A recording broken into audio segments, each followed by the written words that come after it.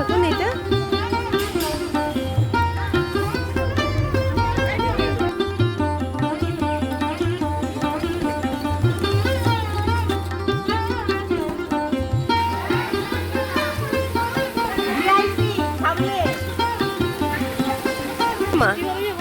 মাথায় বৃষ্টি পড়ছে, বৃষ্টি নিয়ে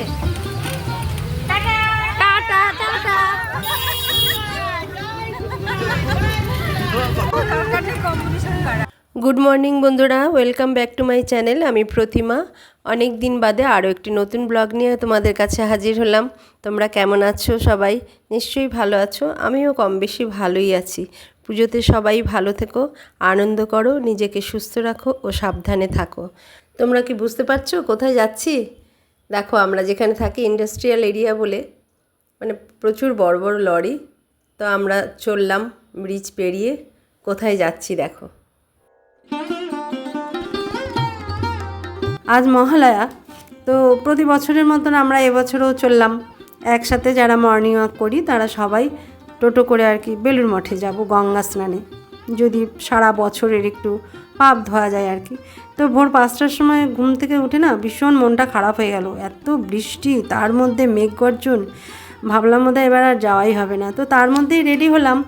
দেখলাম যে না, ঠাকুর অবশেষে মুখ তুলে চাইলেন। বৃষ্টিটা অনেকটা কমে গেল এবং আমরাও খুব ভালোভাবে রওনা দিলাম। তো দেখো, এর মধ্যে তোমাদের সাথে কথা বলতে বলতে আমি কিন্তু বেলুড় মঠে পৌঁছেও গেলাম। কেননা বেলুড় মঠ তো আমাদের বাড়ি থেকে এমন কিছু দূর নয়। তো এই যে আমরা বেলুড় মঠের মেন রাস্তাটায় ঢুকেছি, মেন গেটে এখনও কিন্তু ঢুকিনি, মানে এরিয়াটার মধ্যে ঢুকেছি।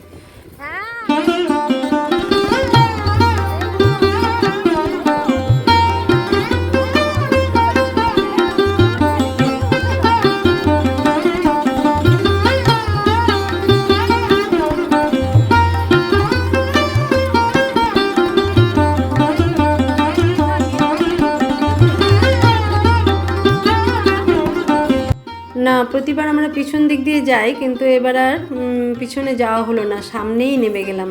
কেননা আমরা সামনের গেট দিয়েই ঢুকবো, তাই জন্য টোটোলারা সব সামনের গেটেই ঢুকে গেছে। দেখুন আমরা কত লোক এসেছি।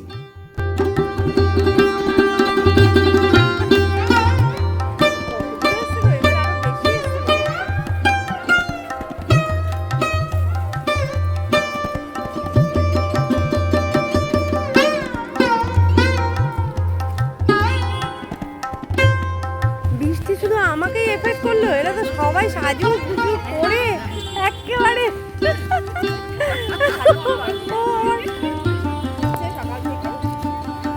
বৃষ্টি হচ্ছে বলে স্নান করবে না? আমারও তো ঠান্ডার ঢাল। এইটা কি গো গড়িদি এখন? এটা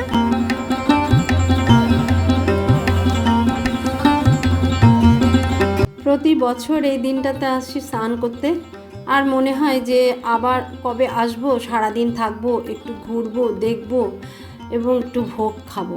কিন্তু বেলুড় মঠের এত কাছে থেকেও কি দুর্ভাগ্য যে আমার এত বছর বয়স হলো, আমি এখনও পর্যন্ত বেলুড় মঠের কোনো দিন ভোগ খেতে পারিনি।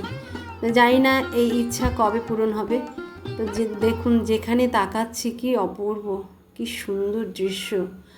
আর বলে না, দেখুন একটা পাতা পড়া নেই, এত গাছ, এত প্রকৃতি, কিন্তু একটাও পাতা নেই। আর সবচেয়ে এটাই তো বড় কথা যে পরিষ্কারই পবিত্রতা। যেখানেই পরিষ্কার সেখানেই মনের শান্তি, মনের ইয়ে। তো আমরা কথা বলতে বলতে দেখুন আমরা কিন্তু একদম গেটের সামনে চলে এসেছি।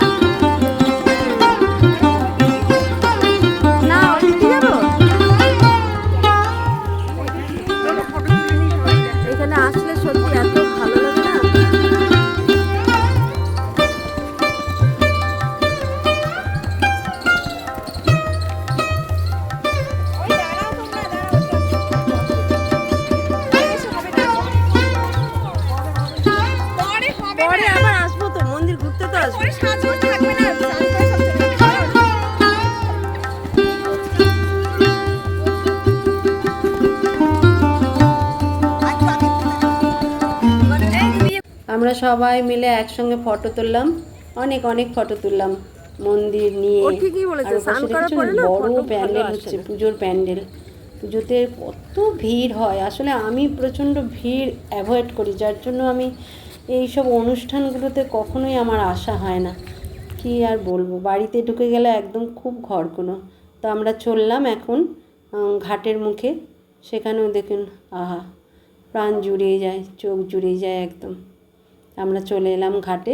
তো বৃষ্টির জন্য একটু ফাঁকা, তাও খুব একটা ফাঁকা নয়। আমরা বৃষ্টি মাথায় নিয়ে বেরিয়েছিলাম টোটোতে, সেই মতো অবস্থায় দেখুন ঘাটে কত ভিড়।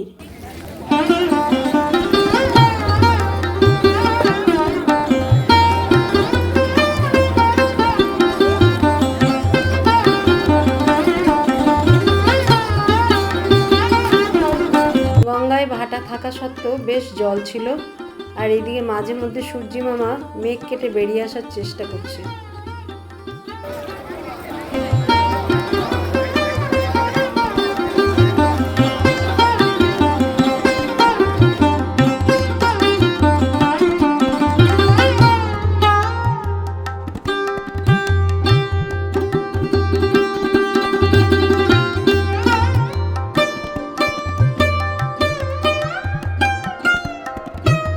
প্রতি বছর আমরা এই যে কৃষ্ণচূড়া গাছটার নিচে আমরা সববার ব্যাগ রেখে, এই একজন দুজন পাহারা দেয়, আর সবাই আমরা স্নান করতে চলে যাই।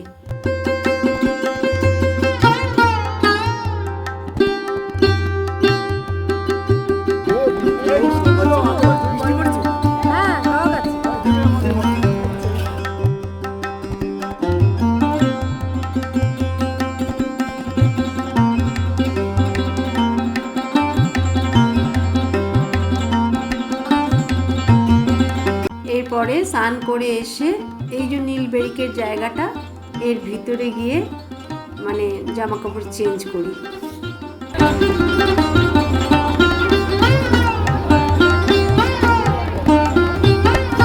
স্নান সেরে সব এওরা সিঁদুর দিয়ে তারপরে এখানে ধূপকাঠি মোমবাতি দিয়ে একদম আমরা পুরো যাওয়ার জন্য আবার রেডি। দেখুন সবাই ছাতা মাথায় নিয়েছে, এখন আবার একটু বৃষ্টি পড়ছে।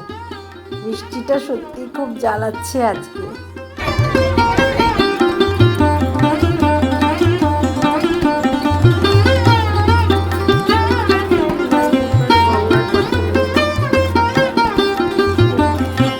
এবার বাড়ি ফেরার পালা।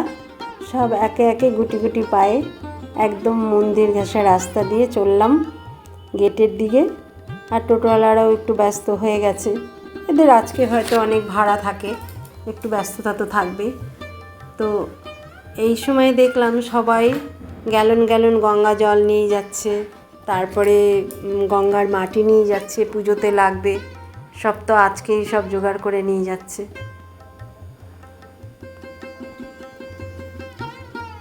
বেলুড় মঠের যেদিকে তাকানো যায় সেদিকেই হচ্ছে খাজানা।